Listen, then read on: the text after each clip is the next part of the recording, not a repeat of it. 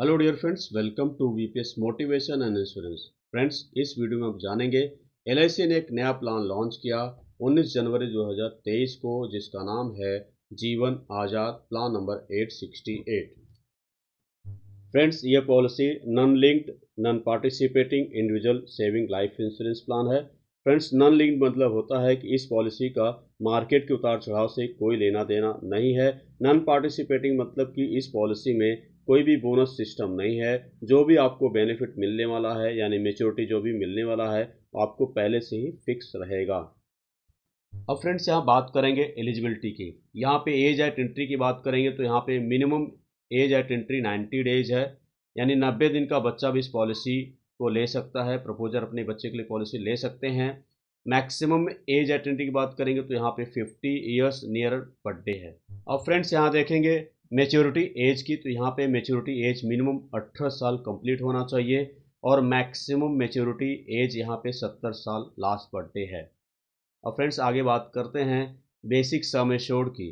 तो यहाँ पे मिनिमम बेसिक सम एश्योर्ड में 2 लाख रुपए है और maximum basic sum assured 5 lakh है, यानी 2 लाख से लेके या 5 लाख तक की पॉलिसी ले सकते हैं।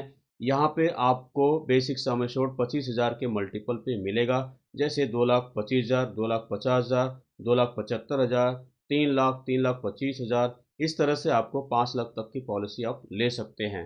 अब फ्रेंड्स, यहाँ बात करते हैं पॉलिसी टर्म की यानी पीटी की। तो यहाँ पे आपको 15 साल से लेके 20 साल तक की पॉलिसी टर्म आपको यहाँ मिल जाती है। प्रीमियम पेइंग टर्म यानी पीपीटी की बात करेंगे तो यहाँ पे देखेंगे तो पॉलिसी टर्म -8 ईयर्स, यानी पीटी -8 करेंगे तो आपका पीपीटी आएगा।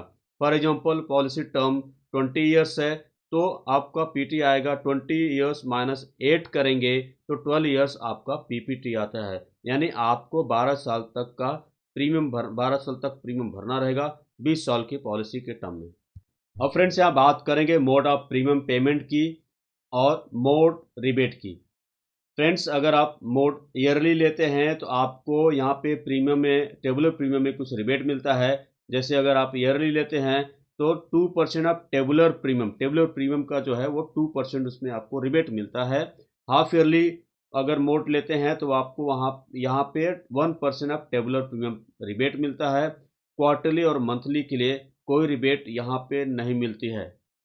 अब फ्रेंड्स, यहाँ बात करेंगे high basic sum assured rebate की। तो यहाँ पे यदि आपकी पॉलिसी 2,75,000 तक है तो यहाँ पे आपको कोई भी बेसिक सम एश्योर्ड रिबेट नहीं मिलता है। यदि आपका सम एश्योर्ड 3 लाख से लेके 3,75,000 है तो आपको 50 पैसा पर 1000 बेसिक सम एश्योर्ड पे रिबेट मिलता है। अब फ्रेंड्स, यहाँ बात करेंगे यदि आपका सम एश्योर्ड 4 लाख से लेकर 4,75,000 तक का है तो यहाँ पे 1.5 रुपये पर 1000 बेसिक सम एश्योर्ड पे आपको रिबेट मिलता है। और यदि आपका सम एश्योर्ड 5 लाख है तो 2 रुपये पर 1000 बेसिक सम एश्योर्ड के हिसाब से आपको यहाँ पे बेसिक सम एश्योर्ड पे रिबेट मिलता है। अब फ्रेंड्स, यहाँ पे बात करेंगे मेडिकल रिक्वायरमेंट की। तो up to 3 lakh basic sum assured, किसी भी मेडिकल टेस्ट की जरूरत नहीं है। यदि आपका सम एश्योर्ड 3,25,000 से लेके 5 लाख तक बेसिक सम एश्योर्ड है तो इसमें वीडियो मेडिकल एग्जामिनर रिपोर्ट्स यानी वीडियो MER रिक्वायर्ड होता है। अब फ्रेंड्स, यहाँ बात करेंगे ऑप्शनल राइडर बेनिफिट की। पहला है accidental death and disability benefit rider, दूसरा है एक्सीडेंट बेनिफिट राइडर, तीसरा है premium waiver benefit rider. Friends, ये तीनों राइडर्स यहाँ पे उपलब्ध है। आप अपनी इच्छा के अनुसार जो राइडर चूज कर सकते हैं।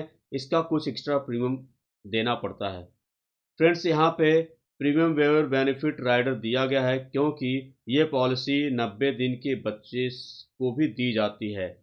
तो यदि प्रपोजर ये बेनिफिट लेते हैं यानी प्रीमियम वेवर बेनिफिट लेते हैं तो उनको कुछ एक्स्ट्रा प्रीमियम देना होगा।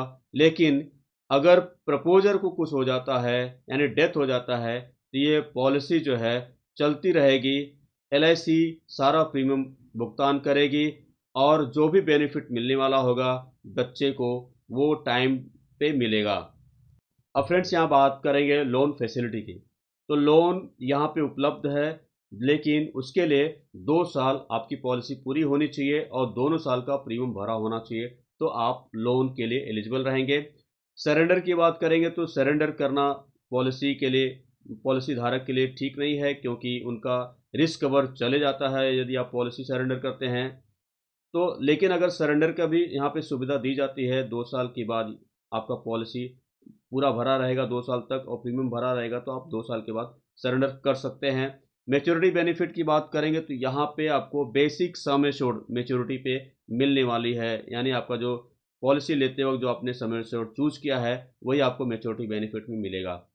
अब फ्रेंड्स यहाँ बात करेंगे डेथ बेनिफिट की, तो यहाँ पे डेथ बेनिफिट में आपको मिलता है higher of 7 time of annualised premium या बेसिक सम एश्योर्ड। इन दोनों में से जो भी ज़्यादा होगा वो as a death benefit nominee को मिलता है। आगे मैं एग्जाम्पल के द्वारा मैं समझाने का पूरा प्रयास किया है आपको। अब फ्रेंड्स इस एग्जाम्पल के माध्यम से समझने का प्रयास करेंगे। फ्रेंड्स यहाँ पे एज लिया हुआ है 30 ईयर्स, सम एश्योर्ड 5 लाख लिया हुआ है, पॉलिसी टर्म 20 साल है और प्रीमियम पेइंग टर्म यानी पीपीटी 20 - 8 करेंगे तो 12 साल होता है। 12 साल आपको 20 साल के पॉलिसी टर्म के लिए 12 साल आपको प्रीमियम भरना है।